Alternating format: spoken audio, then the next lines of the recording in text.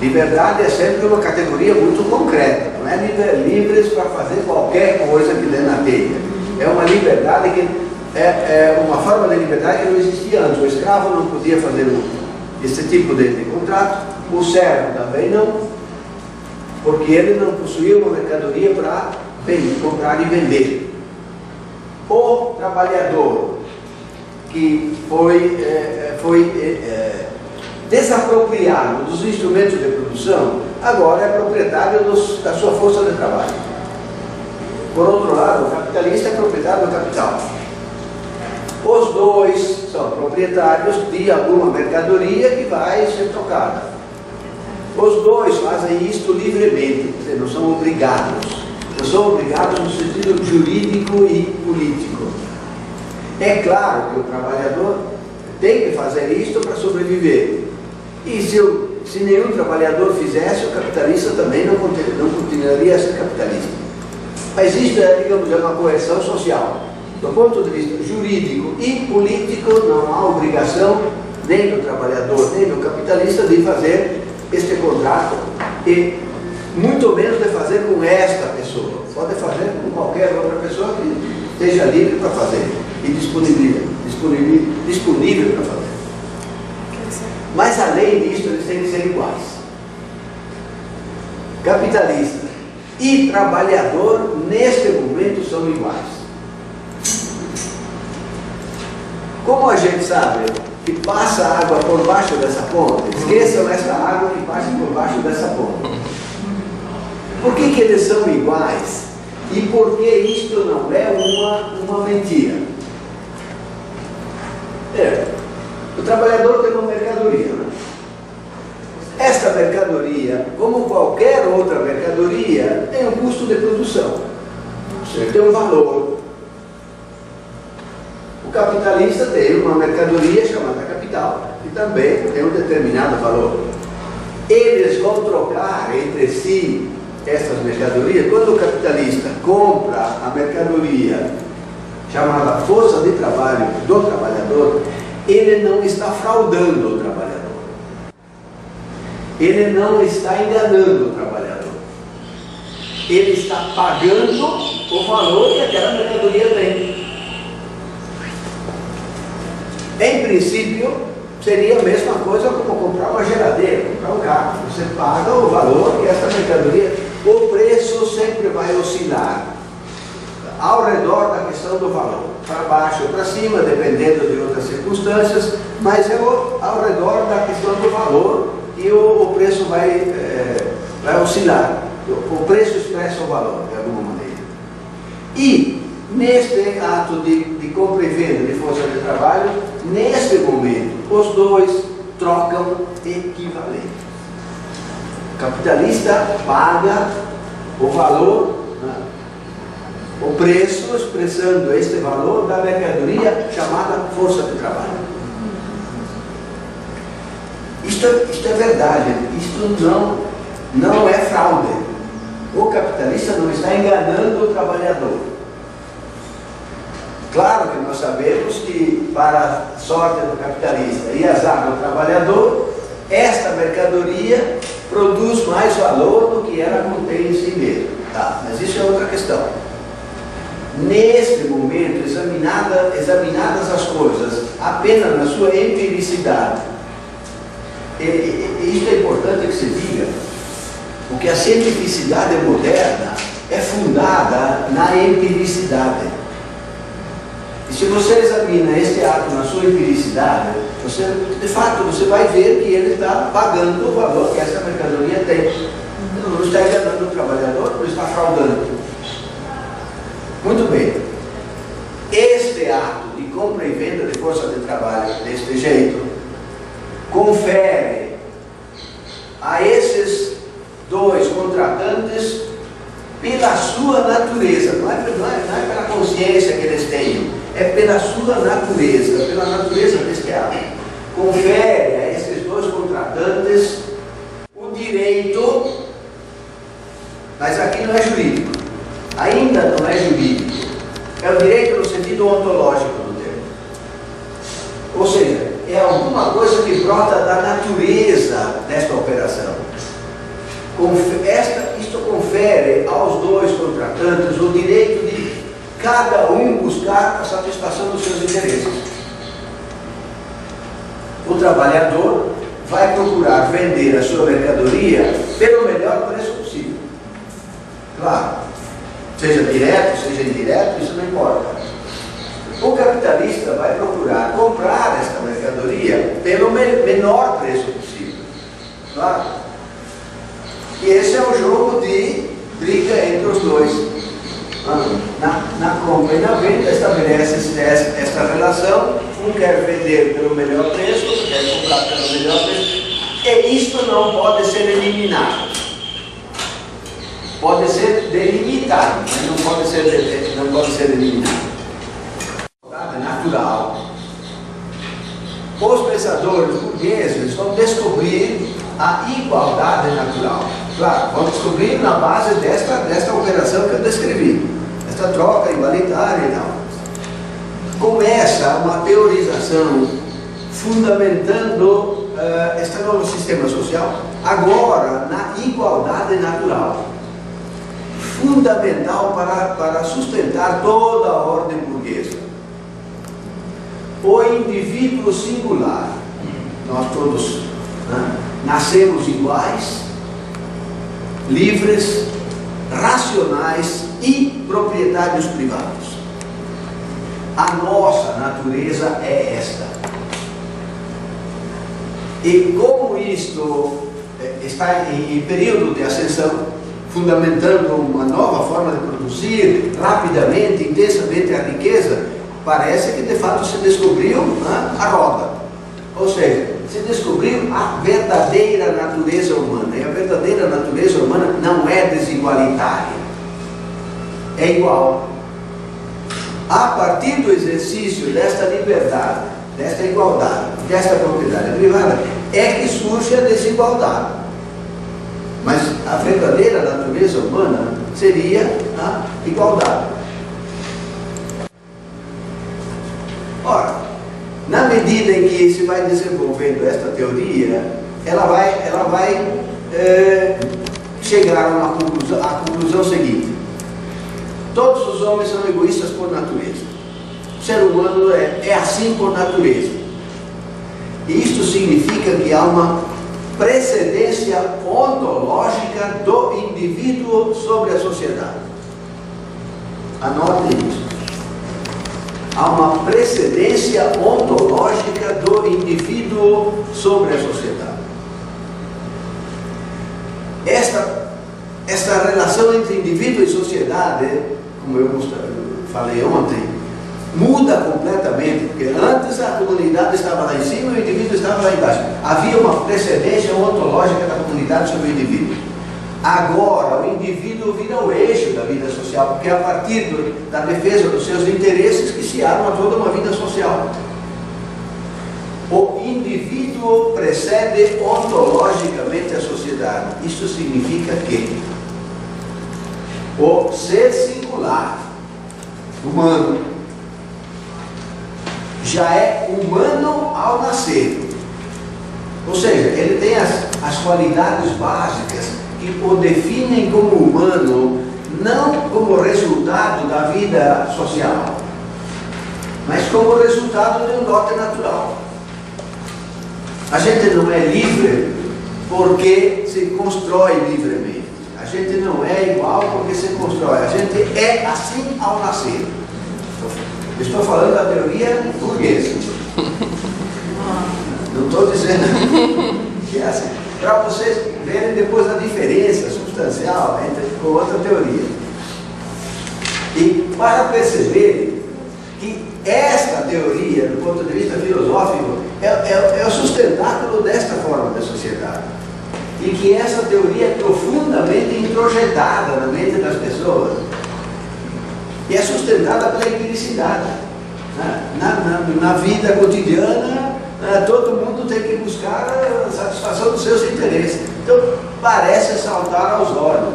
Por outro lado, todo mundo tem uma liberdade também de fazer o que acha, o que quiser, dentro de certos limites e, obviamente, fundada na sua dedicação, no seu esforço, no seu trabalho, enfim, tudo recai em cima do indivíduo. Essas coisas que a gente está vendo hoje de empreendedorismo,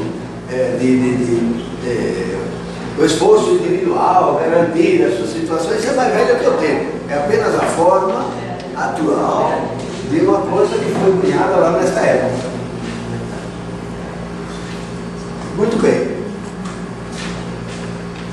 Quais são as qualidades que definem o ser singular, que nasce como humano?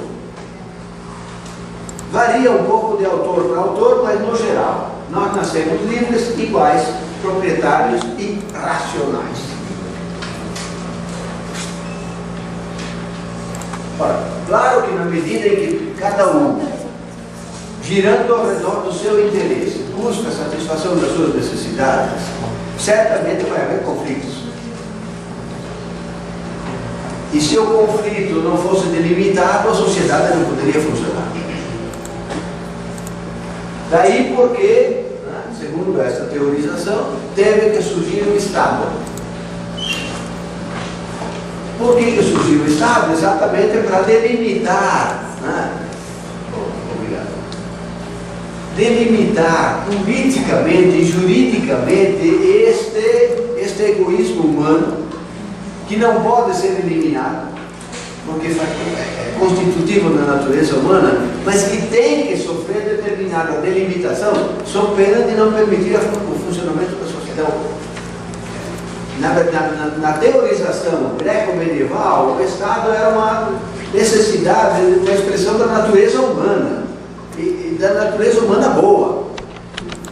Na teorização moderna, desses grandes filósofos da política, o Estado é, na verdade, um mal necessário. O indivíduo é o eixo da vida social. Mas ele, para poder funcionar na sociedade, ele tem que abrir mão de certa, digamos, de uma liberdade absoluta, né? De fazer o que ele bem entende. Né? E é aí que entra o Estado, delimitando politicamente e juridicamente, também do ponto de vista moral, enfim, a vida social.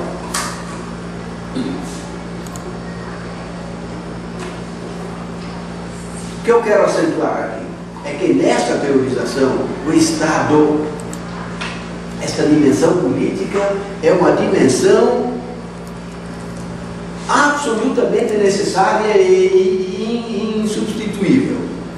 O Estado é algo que veio para ficar, porque é a expressão desta situação. Mas agora nós podemos pegar desde os gregos até este momento. Para todos eles, não importa a fundamentação, o Estado, a dimensão política, é uma dimensão que faz parte da vida social. Sem ela, a vida social não pode funcionar.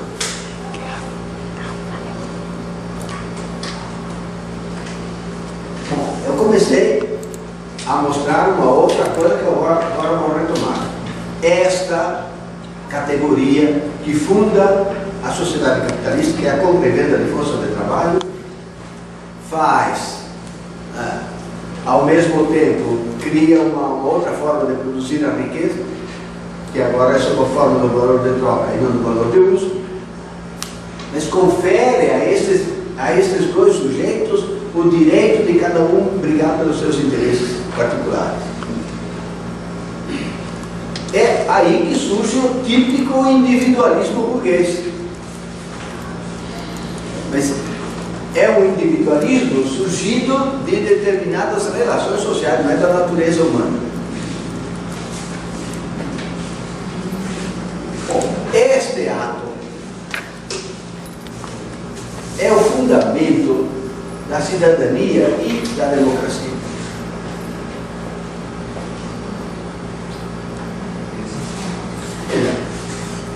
Inicialmente, ele confere esse direito de o trabalhador e o capitalista buscar a satisfação dos seus interesses. É claro que agora, daí para adiante, a efetivação disto vai resultar da luta social. capitalistas vão brigar com os trabalhadores. Mas como o capitalismo também é uma forma de produzir anárquica, ou seja, em que cada empresário vai investir naquilo que ele quer e obviamente vai querer defender o seu interesse particular e obviamente haverá muitos empresários, cada um buscando o interesse da sua empresa, vai haver necessariamente uma concorrência entre os capitalistas e trabalhadores, entre os capitalistas entre si e entre os próprios trabalhadores. Não tem nada de ficar idealizando os trabalhadores. Os trabalhadores não são anjinhos.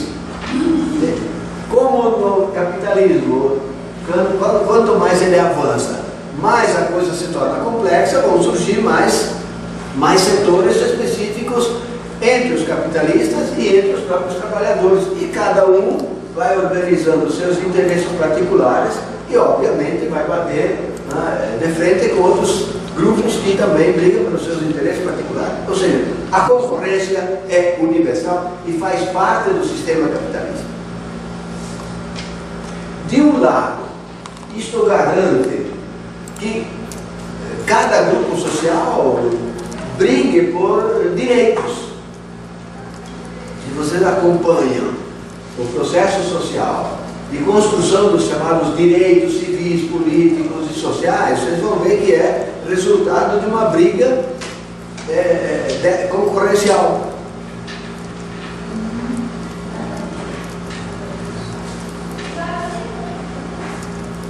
De outro lado, esta vida civil, quando eu falo de civil, eu falo no sentido do Marx.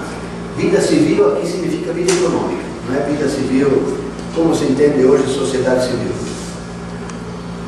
Este momento econômico, em que todo mundo busca os seus interesses, também precisa ser regulamentado, precisa ser delimitado.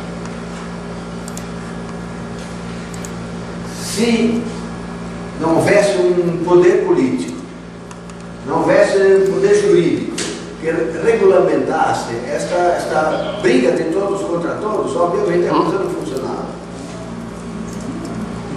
E como também não existe um poder que mande sobre todos, como era no caso dos impérios escravistas, do império escravocrata e os impérios feudais, agora foi preciso armar um sistema representativo.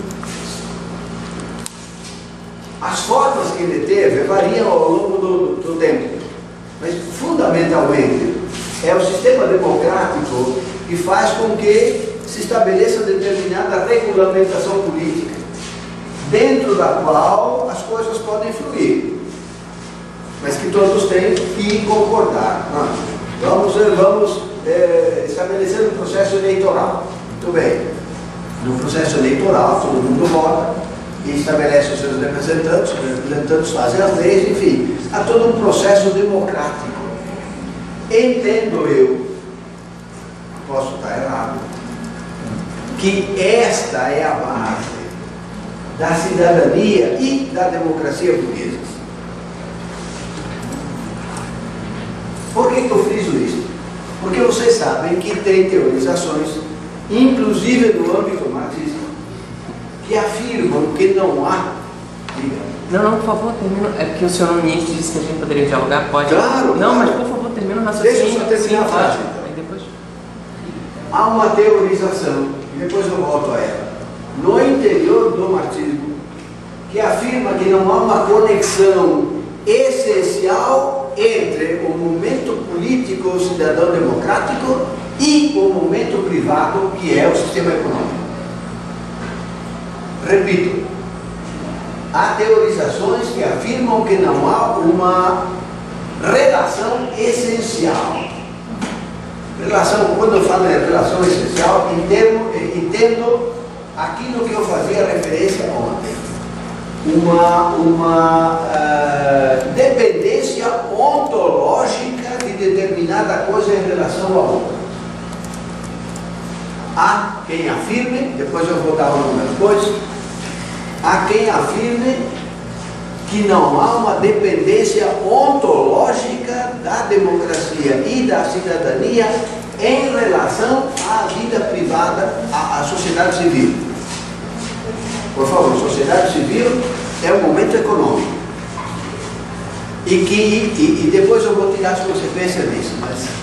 Mas até provavelmente já dialogando com essa tradição marxista que em tese não considera que seja adequado entregar de bandeja o termo democracia, por mais que historicamente falando, sem dúvida, essa construção Estado e relações de poder, elas estão atreladas a contexto societário. O termo democracia, a democracia burguesa, a democracia emancipada burguesa, porque eu acho que nós vamos precisar no momento emancipar de uma mediação, que nós podemos chamar de democracia autêntica. Democracia, a burguesa não é autêntica. Não, estou falando no momento antecipado. No momento emancipado. Não, veja, vocês têm o direito de intervir não, é porque eu não falei que a democracia burguesa é autêntica, veja lá, não falei isso. Eu falei que o que vivemos hoje é a democracia burguesa. Na sociedade de produtores autônomos associados, para mim, poderemos ter uma democracia autêntica. E aí, nessa perspectiva, eu não utilizaria simplesmente o termo democracia, eu adjetivaria esse termo. Democracia burguesa. Democracia, essa democracia que vivemos hoje. Tá. Acho que ele falou isso, que a democracia que nós temos hoje estava se referindo à democracia burguesa. Então, essa democracia que vivemos hoje ela é definida pelo poder. Ela só vai ser alcançada se a propriedade migrar das mãos do capital para a mão do... A emancipação política é uma coisa. Isto não está claro ainda. Quando você fala em emancipação humana, não, você pode confundir com emancipação política. Porque talvez a grande dificuldade seja pensar essa perspectiva da destruição do Estado, né? E pra gente é difícil trabalhar. Falamos ainda em destruição do Estado, é inserido na emancipação política. Eu disse no começo, eu gostaria de sair daqui deixando uma coisa bem clara. Eu posso estar equivocado, mas eu quero deixar bem claro, eu penso isto, e é a minha leitura do Marx também. Emancipação política é uma coisa.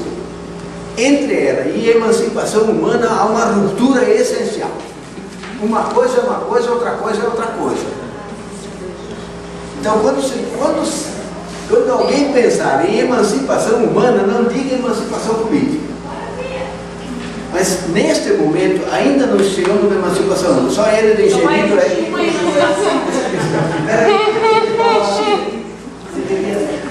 Só um questionamento, acho que diante de tudo que o senhor falou ontem também, aí eu vou fazer só uma retomada. Quando se fala, por exemplo, de melhoramento, não é a diferença entre melhoramento e ruptura.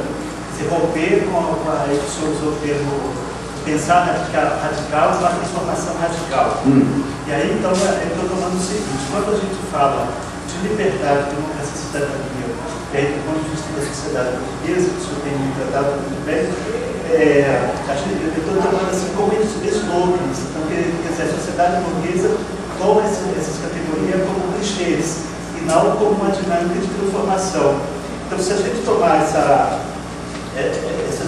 termos do ponto de vista burguês, como um clichê do ponto de vista dele, sem um compromisso social de mudança, de transformação, aí sim nós vamos entender que o que o senhor está colocando, que é a emancipação, ela é transformação radical. Quer dizer, não é só clichê, não é só slogan, do ponto de vista da classe burguesa, então, nesse sentido.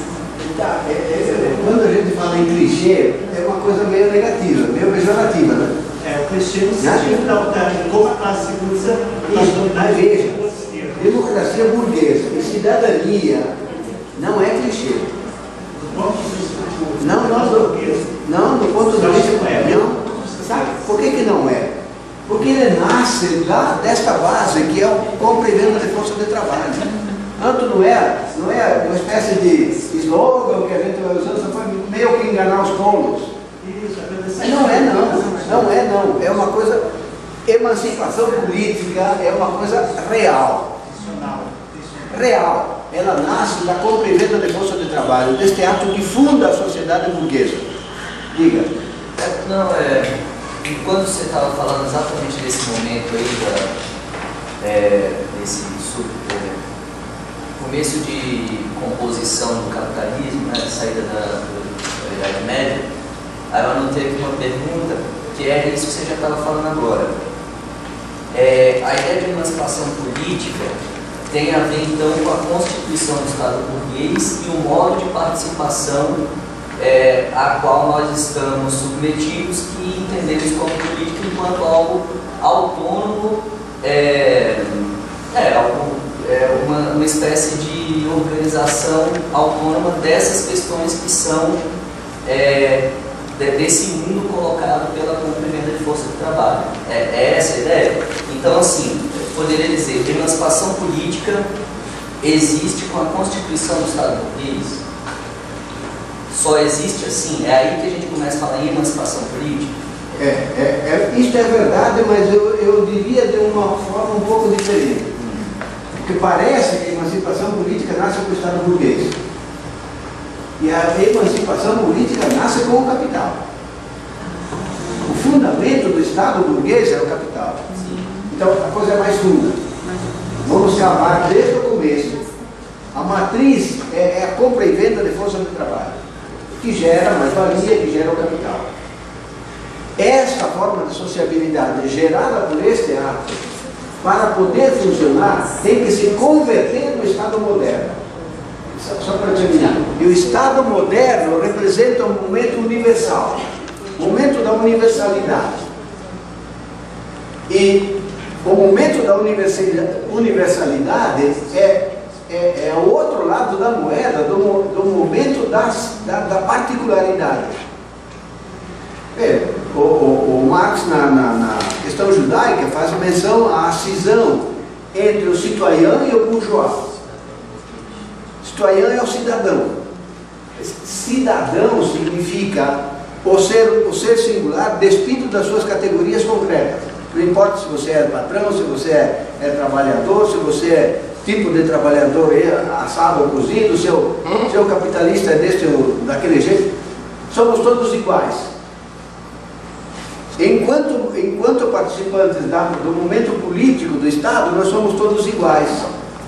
E funcionamos dentro do sistema democrático burguês. Mas este sistema cidadão democrático burguês, ele é o outro lado da moeda da atividade privada, do interesse particular que vige no sistema econômico. Então, a meu ver, são duas coisas indissociáveis.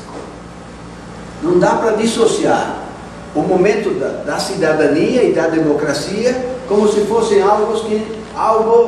digamos que tem duas categorias que têm uma relação externa, relação frouxa.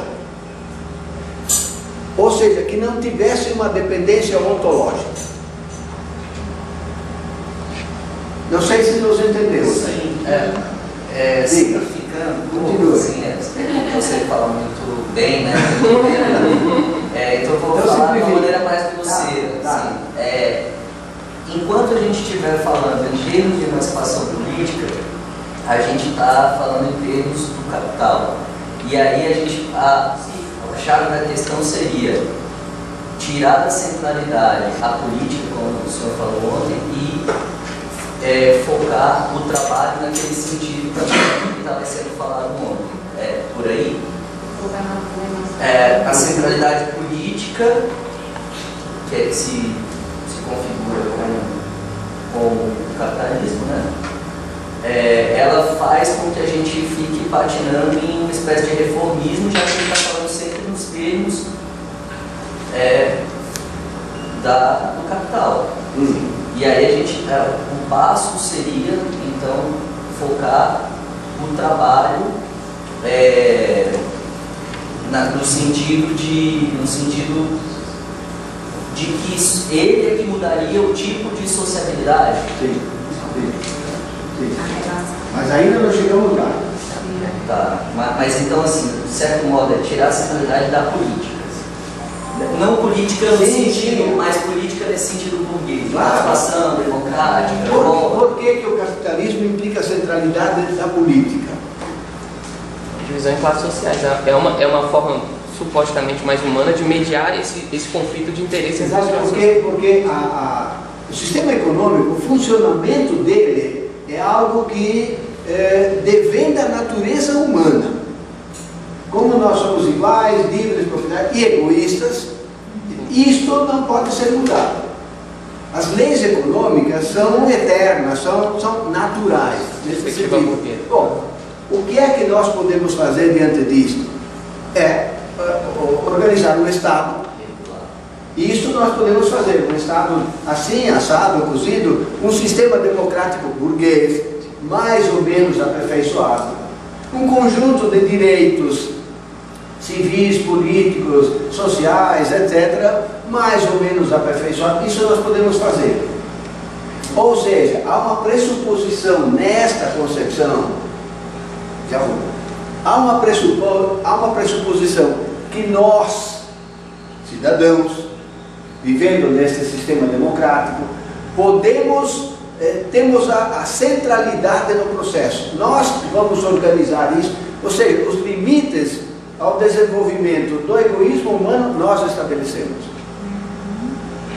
As leis econômicas nós não estabelecemos, porque elas brotam da natureza humana, que é essencialmente egoísta, mas as delimitações nós.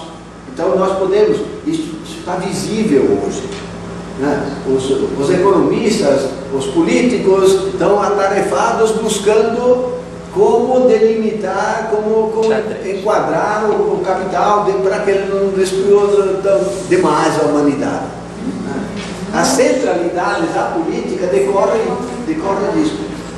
Não sei se eu disse de maneira complicada.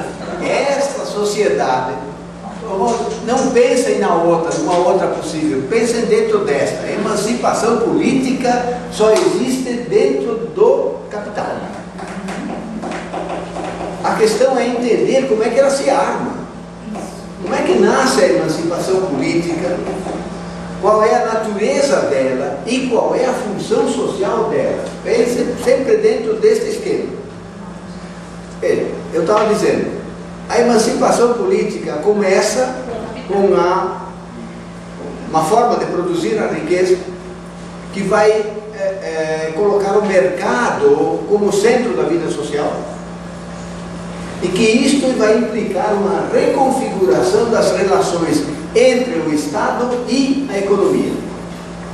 O Estado terá que ser subordinado às leis do mercado. Ele tem que respeitar as leis do mercado. O mercado tem leis próprias.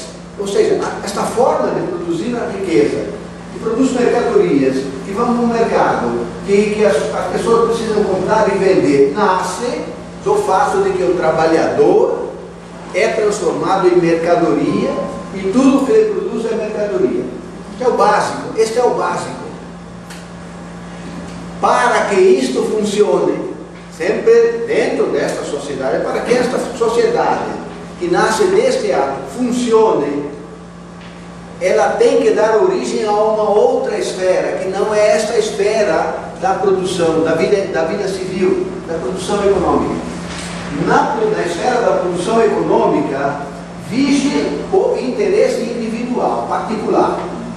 Eu quero isso, você quer aquilo, você é empresário disso, você é empresário daquilo, cada um vai defender os seus interesses.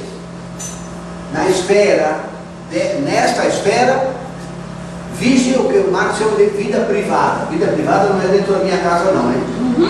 Vida privada é este voltar-se para o interesse individual no processo de produzir a riqueza material. Bom,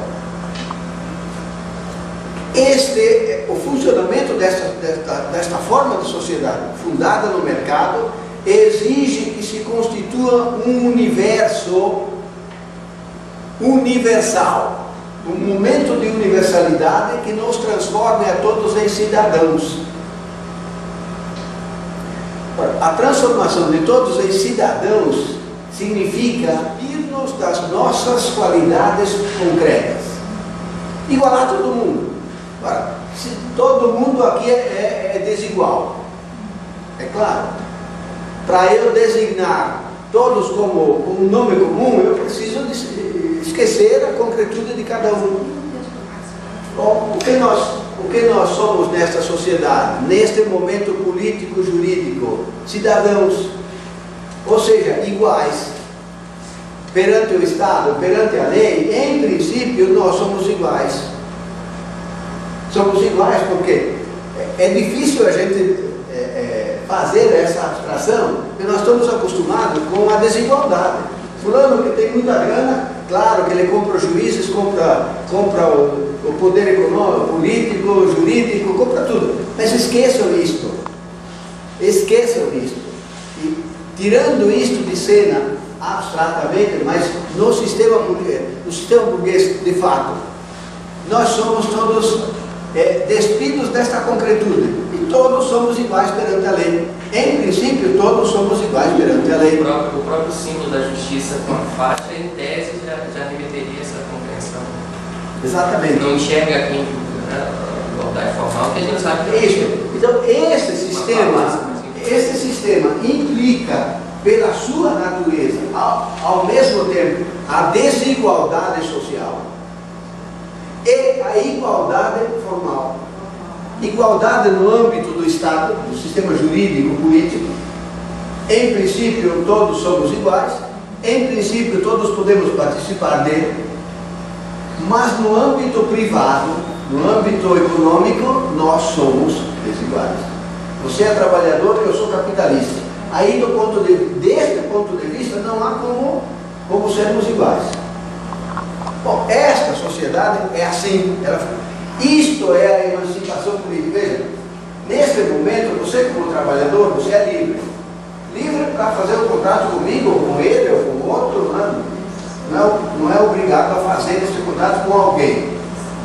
O poder jurídico e político não obriga você a fazer. A necessidade social, claro que obriga. Eu, como capitalista, também sou livre. Eu posso comprar de você, comprar dela, comprar dele, comprar de quem eu puder comprar mais barato. Ou seja, esta liberdade é superior à liberdade do servo, e a liberdade é superior, obviamente, à liberdade do escravo. É um grau superior de liberdade. E é real, é um fato real, não é um clichê. Não é simplesmente um dólar para enganar os bobos. Não, somos mais livres. Quem falou? Eu disse. Super falou comigo. É real. É real. Nós somos mais livres do que escravos e servos, sem dúvida nenhuma. Mas é uma liberdade que bate no teto. Ela não é, que eu quero chegar à conclusão, ela não é indefinidamente aperfeiçoável. Liberdade até a página 2. Até o quê? Até a página 2. Até a página 2? Liberdade. O que eu estava dizendo antes, há no interior do próprio marxismo quem pense que não há uma conexão essencial entre o momento cidadão democrático burguês, entre este momento formal e o momento econômico, que os dois teriam uma origem diferente e, portanto, não haveria uma conexão essencial. Não sei se estou conseguindo me fazer explicar isso. Mas por que exatamente? Por que o quê? Por que dessa tese? Se eles não têm uma conexão essencial, ontologicamente, significa então que o Estado burguês não deu origem a essa mudança política da filosofia lá, do feudalismo, em unidade com a filosofia moderna, não deu origem a essa cidadania e democracia moderna. Exato. Bom, se não tem, como é que se explica? Porque, veja, um dos argumentos fundamentais é que democracia e cidadania também existia na Grécia e não existia capitalismo. Boa. Boa. Então, e existia lá, e não existia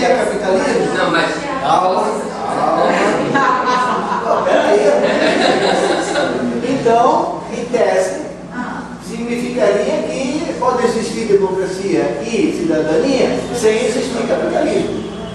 Não há uma conexão ontológica entre capital e o momento democrático cidadão. Na verdade, pensando naquele momento, os homens livres, a democracia era um grupo restrito porque a Grécia tinha um trabalho escravo, né? Então,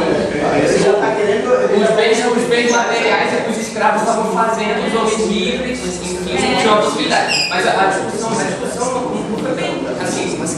Veja bem, isso é claro, desde a ideologia alemã, Marx já nos demonstrou tão ricamente que não há como desconectar os dois elementos, né? Agora vejamos, a gente está numa discussão aqui do trabalho assalariado e propriedade privada de meios de produção igual ao capitalismo.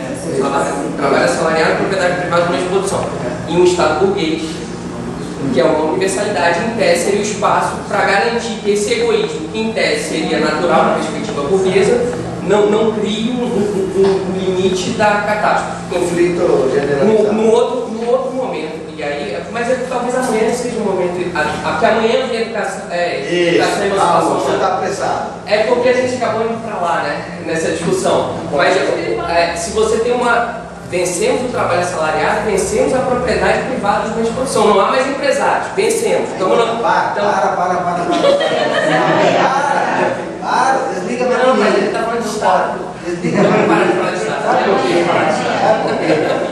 É claro que tem que falar do Estado, mas tem que falar do Estado como ele surge, o Estado moderno. Sim. Perfeito. Como ele surge a partir deste ato fundante, que é o ato de compra e venda de força de trabalho. Então amanhã a gente conversa sobre a Comuna de Paris. Amanhã é outra história. Voltamos à questão aqui. Onde está o poder fundamental? Na mão de quem? Do capital. Obviamente, os representantes fundamentais do capital são os capitalistas, os burgueses. Muito bem. Tirar o poder da mão deles, como você quer, para botar no meio, é uma operação formal que não tem uma base real. É uma abstração. É uma abstração, mas sem base real. Porque não é uma coisa possível de se fazer. Como é que você vai? Veja, você tem aqui um ato fundante que é o trabalho assalariado. Ele é fundado quando há um excedente que é apropriado por determinado número de pessoas, que botam as outras para trabalhar, que produzem a riqueza e se apropriam da riqueza. Aí é constituído o Estado, ou seja, um conjunto de instituições políticas, administrativas, militares, judiciais, que defendem os interesses, cuja essência é a defesa da propriedade privada. Não dá para pedir ao Estado que defenda o interesse comum. Professor, assim. Peraí, deixa eu só terminar. Por que não dá para pedir ao Estado que legisle tanto em relação ao capital, mas também em relação ao trabalho? Ele faz isso. Mas ao fazer isto, ele sempre expressa a natureza dele, que é defender os interesses do capital. Não tem como mudar isso. Porque a natureza essencial do Estado é defender a propriedade privada. Tem que ler o livro do Engels também. A origem da família, da propriedade privada e do Estado. Porque senão, só deixa eu terminar. Senão, a gente começa a criar na cabeça da gente como as coisas deveriam ser. Isto é idealismo. Então, eu gostaria que o Estado não tivesse muito no lado de cá, mas eu posso até querer isto, buscar isto, mas a realidade não permite isto. Agora, neste momento, já que vocês estão lá na frente já, podem ler o livrinho do Message chamado Para Além do Capital. O livrinho. Nesse livro, ele deixa muito claro aquilo que já vem de Marx, que o capital é incontrolável. Não há força no mundo que possa controlar, porque controlar o capital significaria obrigar os capitalistas a não explorar os trabalhadores, a produzir para atender as necessidades humanas e não a acumulação do capital. E isto mataria, digamos, a economia política básica. Não sei se tem acontecido. aconteceu isso.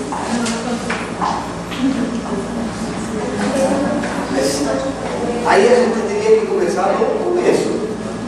Eu já peguei um homem mais ou menos andando na suposição de que todo mundo conhece as bases materiais desse sistema. Como é que ele surge, como é que surge a propriedade privada, como é que surge o Estado a partir da propriedade privada, as classes sociais, como é que se arma o sistema capitalista. Meio que pressuposto tudo isso. Se não há, é preciso ter. Não dá para compreender a sociedade burguesa sem compreender como é que se gera capital a partir da mais-valia, né? A partir do trabalho excedente, a partir do valor, enfim, básico. O primeiro volume do capital, né? É básico. Como é que a partir dele surge o Estado moderno? Qual é a função essencial do Estado moderno? Como é que esse sistema nos divide ao meio? Eu, ao mesmo tempo, eu faço parte do universo privado, como trabalhador, eu faço parte do sistema de produção da riqueza material, ou, enfim, da riqueza em geral. Mas, além de ser trabalhador, eu sou um cidadão. Eu participo do processo democrático. Ou seja, eu faço parte de uma comunidade política. Eu faço parte todos nós fazemos parte de duas comunidades, da comunidade econômica e da comunidade política. E comunidade econômica e comunidade política são duas faces da mesma moeda. Voltando àquela questão inicial da cidadania grega, é claro que existia cidadania na Grécia, democracia grega, não existia capitalismo, mas existia propriedade privada. Nunca se encontrou neste mundo, e não vai encontrar nunca, cidadania e democracia burguesas sem propriedade privada. Porque lá na Grécia, os cidadãos eram os proprietários privados. E por isso é que se armou todo aquele sistema de democracia e de cidadania. Quando surge, teve cidadania e uma certa democracia, também na Holanda, no século XVII, também em Florença. Quer dizer, mas você vai sempre encontrar uma determinada base material que dá origem a determinadas formas de cidadania e democracia. Quando chegamos no mundo moderno, aí, para mim, isto é claro. Surge a nova forma de produzir a riqueza, esta nova forma, que é o fundamento da sociedade burguesa, é a compra e venda de força de trabalho. Nós, de alguma maneira, participamos disso enquanto trabalhadores ou enquanto capitalistas. Cada um tem que participar deste universo. E este universo, para funcionar, dá origem a um conjunto de direitos civis, políticos e sociais dos quais todos nós somos participantes, e também dá origem a uma determinada forma política que é a democracia burguesa. São duas faces da mesma moeda nesse sistema. O mundo da universalidade do Estado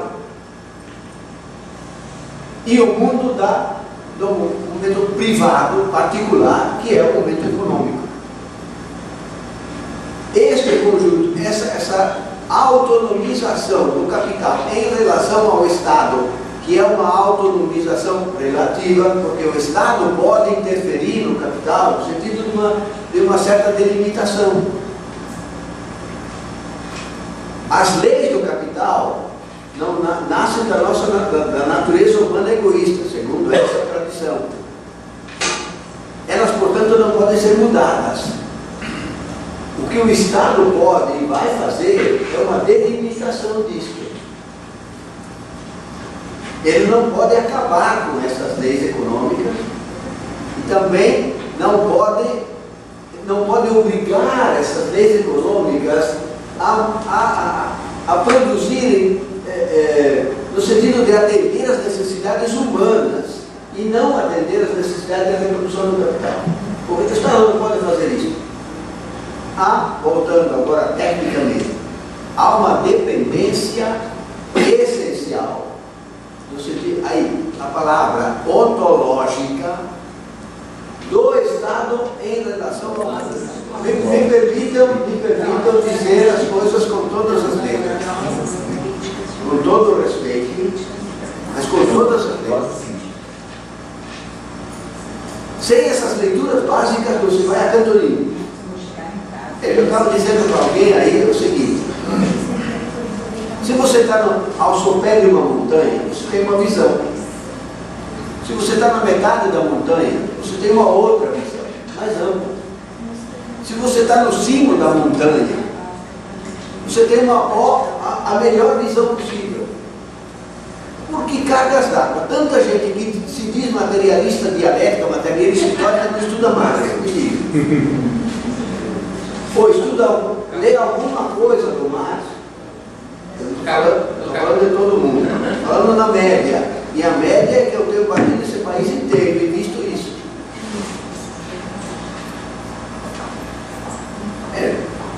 Eu estou dizendo uma coisa muito simples. Tem o melhor instrumento possível, metodológico, epistemológico à sua disposição, mas você não usa. Mas você diz que é da parte dele. Não, nós usamos sim o materialismo dialético, o materialismo histórico, o materialismo não sei o quê, mas...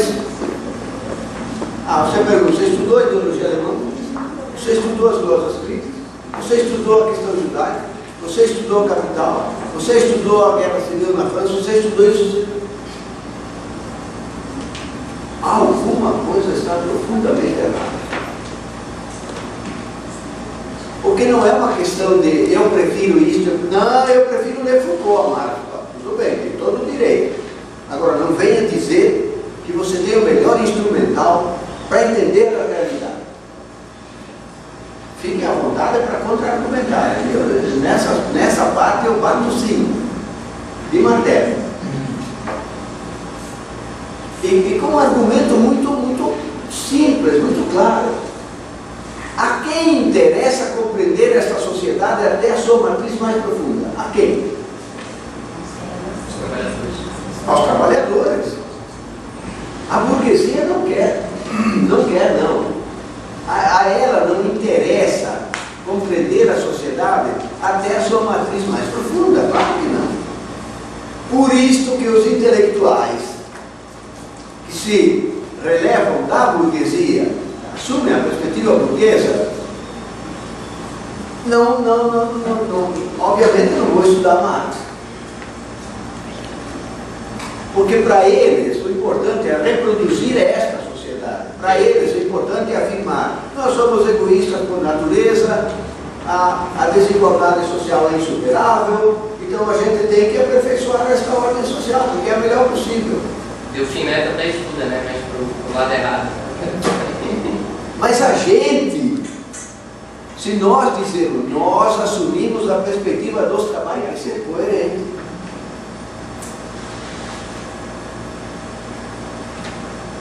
Se você tem à disposição o melhor instrumental possível, mas não usa, então, das duas, você está querendo enganar todo mundo, enganar a si mesmo.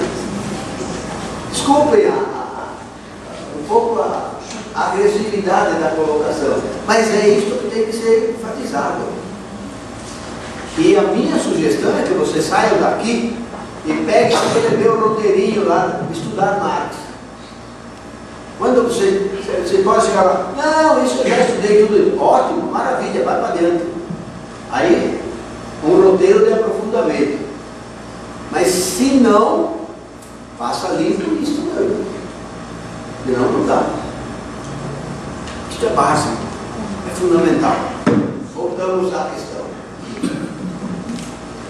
Este sistema social nos cinde, de um lado, entre o indivíduo privado, que gira ao redor do seu interesse particular, que é o momento econômico, e o indivíduo universalizado que participa da comunidade política, na qual ele é cidadão e participa do universo democrático. Nós, né, somos divididos ao meio, não tem como nesta sociedade. O Estado é o garantidor disso, mas garantidor sempre defendendo os interesses da propriedade privada. A natureza do Estado, desde a sua origem até que ele termine, é esta, não pode ser mudada. Mudar a natureza do Estado implicaria você criar uma outra instituição que favorecesse mais os trabalhadores, ou não tanto uns, não tanto outros. Isso não é possível, não porque a gente não queira, é porque a gente, como materialista, não acha que eu penso as coisas e aí é melhor vou dizer, e aí vou realizar. Eu tenho que fazer aquilo que é possível. E o que é possível vem da realidade objetiva. Se o capital manda, e se ele dá origem ao Estado moderno para defender os interesses dele, então o Estado não pode se voltar contra os interesses fundamentais. Veja, isto está nas glosas críticas ao rei da Prússia e à reforma social, de 1844. Belíssimo, belíssimo texto e muito simples. O poder fundamental está em quem detém a propriedade privada. O poder político expressa estas relações entre as diversas classes sociais. Ideologia alemã também, mas nas nossas críticas... Ele estava em 44, depois foi em 1870, 1917, mas em que a gente faz essa discussão mesmo. Tá. Mas eu estava querendo enfatizar que já em 44, mas deixa isso claro. Mas em 57 ele deixa claro também que a anatomia do homem explica a anatomia do macaco. A gente pode até fazer a discussão se haverá ou não um salto ontológico de ruptura entre os arcabouços institucionais. Mas amanhã a gente faz essa discussão. Hoje não, hoje o senhor não vai conseguir fechar hoje. Amanhã tentamos para nós fazer uma boa discussão. Tá. Muito bem. O que eu quis acentuar até agora? A emancipação política, ou seja, esta forma de sociabilidade que nasce a partir da compra e venda de força de trabalho, que nos põe a todos numa determinada forma de liberdade. Ou seja, nos garante que nós podemos brigar para ter direitos, para aperfeiçoar os direitos, para melhorar os direitos. Podemos brigar para melhorar o sistema político, para melhorar as leis, todo o sistema jurídico. Tudo isso é garantido. Garantido pelo Estado e garantido fundamentalmente pela base material que é o capital. Mas isto tudo, por mais aperfeiçoado que seja, veja você, daí se tiram duas conclusões. Uma, que pensadores de expressão, tipo Boaventura de Souza Santos, que acho que vocês conhecem. Este sistema social pode ser indefinidamente aperfeiçoado. Marilena Chauí, que eu acho que vocês também conhecem. No livro Convite à Filosofia, faz a mesma afirmação no final. Este sistema é o único sistema realmente histórico, porque permite, ao transformar os problemas sociais em problemas políticos e não em problemas de polícia, ou seja, em permitir a emergência de direitos, a melhoria contínua de direitos e do sistema político democrático, permitiria um aperfeiçoamento indefinido. Ora, se você tem um sistema que você pode ir aperfeiçoando sempre, não tem problema. Você pode imaginar que hoje ele esteja com determinados defeitos, mas você corrige, amanhã vai não ter esses defeitos. Mas como nós somos sempre imperfeitos, então depois, amanhã também haverá defeitos. Mas isto seria sempre corrigível. A outra dedução é que, desde que a base material é o capital e há uma dependência ontológica do Estado, o Estado moderno, com todos esses aparatos de cidadania e democracia em relação ao capital, quem manda é o capital. Logo, esse sistema responde aos interesses do capital. É o que nós estamos vendo hoje. Quando o capital está em crise, quanto mais se aprofunda a crise, mais ele corrói todo o sistema democrático e cidadão. Se fosse verdade que não há uma relação de dependência ontológica do Estado em relação ao capital, então poderia haver um afastamento do Estado em relação ao capital e o Estado, né, obrigar o capital a não ser tão selvagem. Mas isso não acontece. E não acontece tanto do ponto de vista ontológico quanto do ponto de vista empírico. Do ponto de vista ontológico, há aquela dependência. O fundante é o capital. O Estado é fundado. E empiricamente, pode examinar a história do capitalismo. E vocês vão ver que toda vez que o capital entra em crise, ele vai, ao superar esta crise, ele precisa intensificar a exploração dos trabalhadores. Ora, intensificar a exploração dos trabalhadores significa tirar direitos civis, políticos, sociais, democráticos, tudo o que você quiser. Ele retira isto na medida da necessidade da sua recuperação. A prova empírica, histórica, está aí. Então, o que eu quero sinalizar no final disto é que emancipação política é uma coisa muito boa. Não estou nem dizendo isso, lá está no final da questão judaica, está isto dito por Marx. E que não é uma questão de que Marx disse, é uma questão que, se você compara a liberdade do servo e do escravo e a liberdade do cidadão, é claro que a liberdade do cidadão é melhor. É claro que você poder ir e vir livremente é melhor do que você estar amarrado a um pedaço de terra. Ou, pior ainda, você ser proprietário do Senhor. Agora, então, isto realmente é real, é melhor, é digno. Mas vejam a contradição expressa imediatamente. Se vocês quiserem, nós todos podemos combinar e jantar em Paris. Não tem nenhum problema. Do ponto de vista jurídico e político, não há nenhum problema. Depende, você vai ter que ter um passaporte, um visto. Além da grana, que é o principal. Além da grana, que é o principal. Paris não precisa de visto. Paris não? Não. Entrar no mercado comum europeu você não precisa. Não, peraí, deixa eu dar um exemplo. É só exemplo. É mesmo, mas seria com Portugal. Não há nenhum impedimento jurídico e político. Você precisa do passaporte, é claro. É o passaporte. Mas o escravo. O passaporte é jurídico. Mas isso não impede. Você tem que ter, mas não impede. Se você tiver, Você vai. não há nenhuma lei e a polícia não vai te impedir se você tiver os papéis em ordem. Agora tem um pequeno probleminha. Besteirinha, mas não tem nada. Estou falando. Fica muito claro aí, claro quem manda.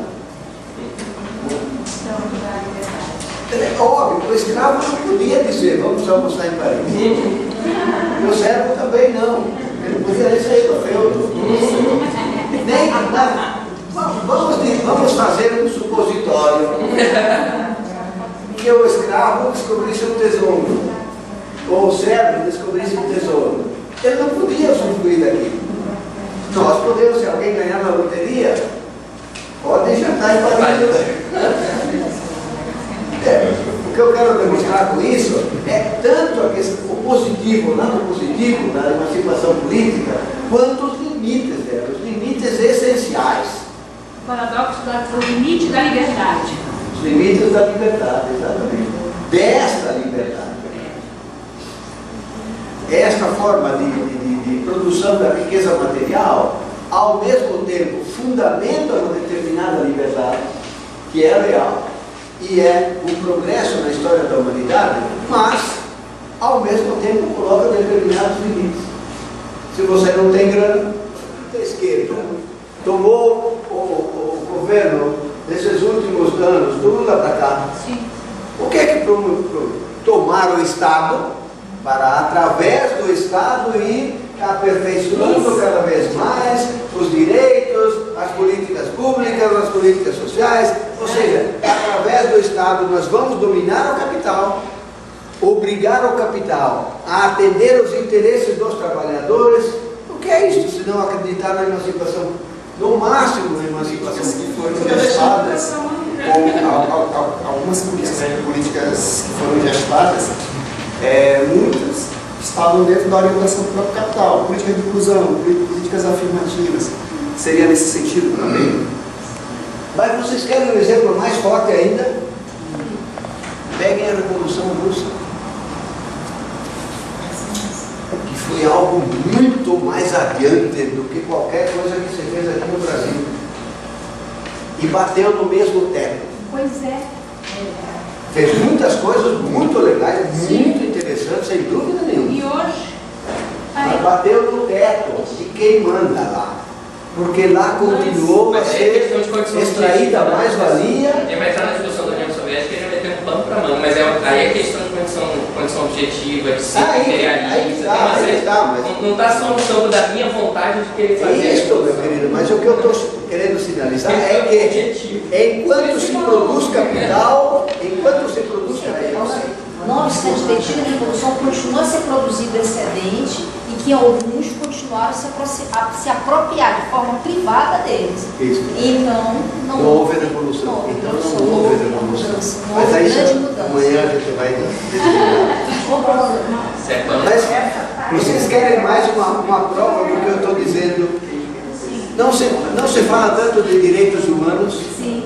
Defesa dos direitos humanos, e toda a esquerda defende os direitos humanos. Eu considero que todos nós pretendemos ser, não é como compreender Marx e compreender Hegel, reforma e revolução, não são elementos dicotômicos. A quantidade ela pode se transformar em qualidade no processo de não salvar direitos humanos, não é que entrou isso? Reforma. Sim. Lutar por direitos é reforma. Lutar por direitos não significa lutar por revolução. Há uma determinação eu estou dizendo, muita gente de esquerda afirma isso, que defender os direitos humanos é o máximo, e isto é progressivamente aperfeiçoável. Quando você diz, é preciso ir para além dos direitos humanos, superar os direitos humanos, espera aí, você está querendo ir para a Idade Média, as pessoas não conseguem sequer pensar o que é para ir para além dos direitos humanos. E é compreensível. E é compreensível que assim seja. Nós compreendemos o mundo a partir desse contexto. Mas que teóricos, pensadores de esquerda, que as pessoas que não têm muita possibilidade de investigar a fundo, tudo bem, mas que grandes nomes, considerados grandes nomes da esquerda, pensem isso, é complicado. Se vocês puderem, deem uma olhadinha no texto meu chamado Para Além dos Direitos Humanos. Para Além dos Direitos Humanos. De um lado, os conservadores querem acabar com a defesa dos direitos humanos. Na questão judaica, Marx aborda muito essa questão dos direitos e mostra muito claramente que nesta sociedade o direito fundamental sagrado é o direito da propriedade privada. E é interessante na declaração dos direitos do homem, do cidadão, da Revolução Francesa, o único direito considerado sagrado é a propriedade privada. Os demais são direitos humanos, sim, mas não são sagrados. É um raciocínio um pouco diferente. Porque esse teu raciocínio dá margem a pensar que um dia eles poderiam ser efetivamente implementados. Se me permite, eu colocaria o seguinte: isso que você elencou são coisas que se chocam com o direito à propriedade privada. Eu tenho direito a ocupar o espaço do outro porque eu tenho o meu direito, eu tenho a minha propriedade. Então, justifica-se o desrespeito aos chamados direitos humanos porque eu preciso privilegiar a propriedade privada. Eu acho que a lógica é essa. E isto nunca, os direitos humanos, nunca, veja, por que existem direitos humanos? Porque eles nunca podem ser efetivados. Porque a propriedade privada sempre se sobrepõe a eles. Então não se pode gerar a ideia de que, bom, existe legalmente, juridicamente, estão lá declarados, mas eles não são efetivados. Como se eles pudessem ser algum dia plenamente efetivados. Que a gente falou agora, né, que então o direito humano por excelência seria o direito ao trabalho. Aí eu queria recuperar uma coisa de ontem, assim, que eu não entendi muito bem, queria ver se você poderia desenvolver um pouco mais. Trabalho é a transformação da natureza. E aí isso ficou para mim, soou ontem, da natureza no sentido, não sei se eu estou sendo muito imediato, mas como se fosse da natureza no sentido das coisas que estão palpáveis. Da natureza material. Porque o material ele não é exatamente palpável, mas ontem me pareceu isso, que a ideia de trabalho é transformar matéria palpável. Assim. Não entendi muito bem. A natureza, vamos lá, a natureza natural. Uma montanha lá de minério de ferro. Ou então não, então a tábua. Ou então a tábua. Uma tábua já é matéria natural transformada. O trabalho de professor. Ele como pensar isso é trabalho nesse sentido? Isso não é trabalho. É isso que eu queria entender agora. Eu estou aqui cansadinho. Mas eu não estou trabalhando. Qual é o critério para a gente distinguir o que é? A função social.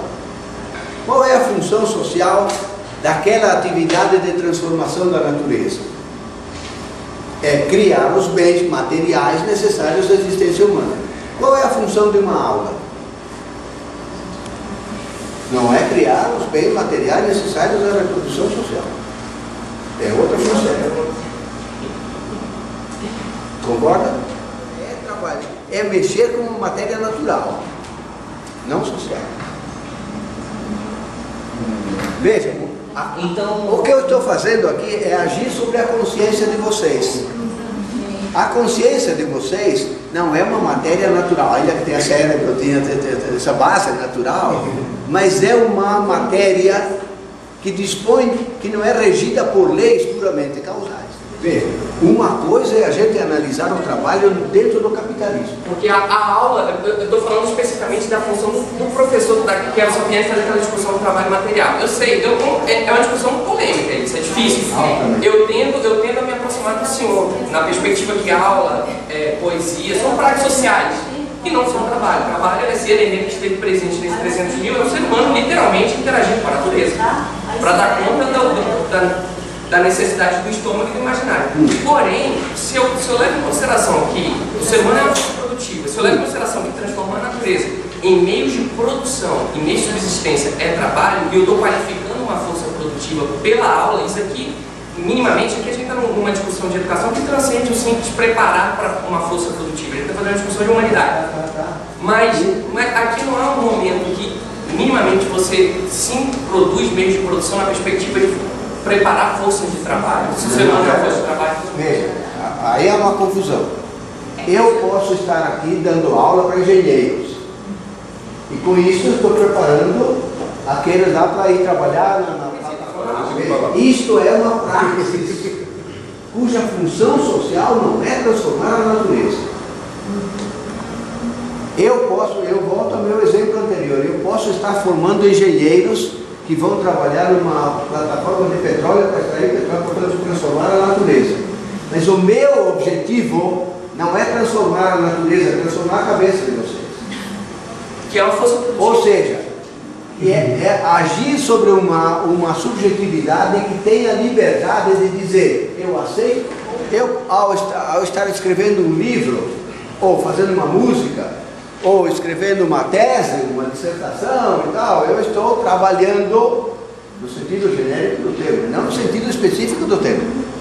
Eu não estou produzindo, incidindo sobre uma matéria natural para produzir os bens materiais necessários à existência.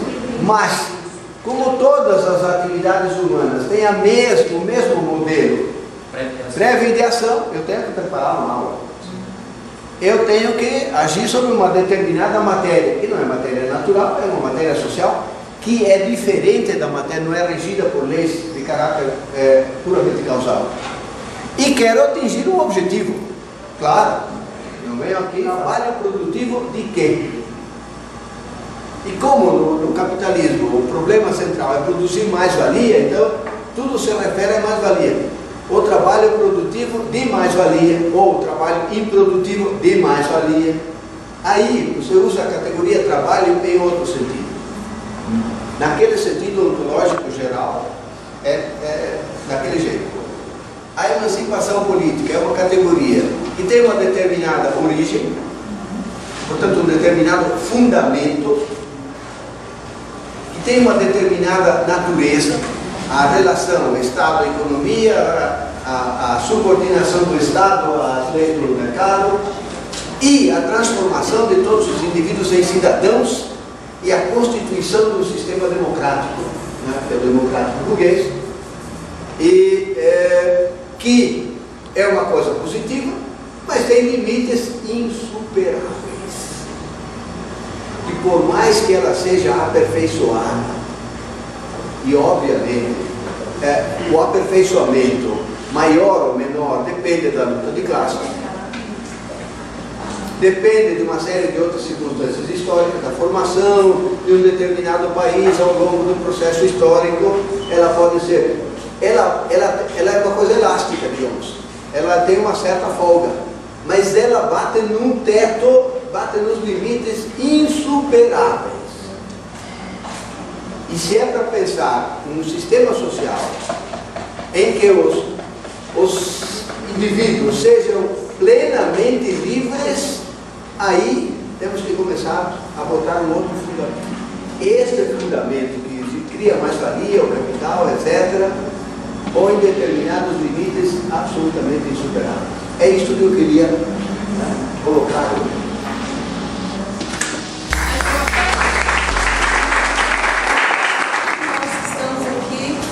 Certamente vamos para casa com mais dúvidas, né? E até mais animados depois da conversa do professor. Essa conversa continua amanhã.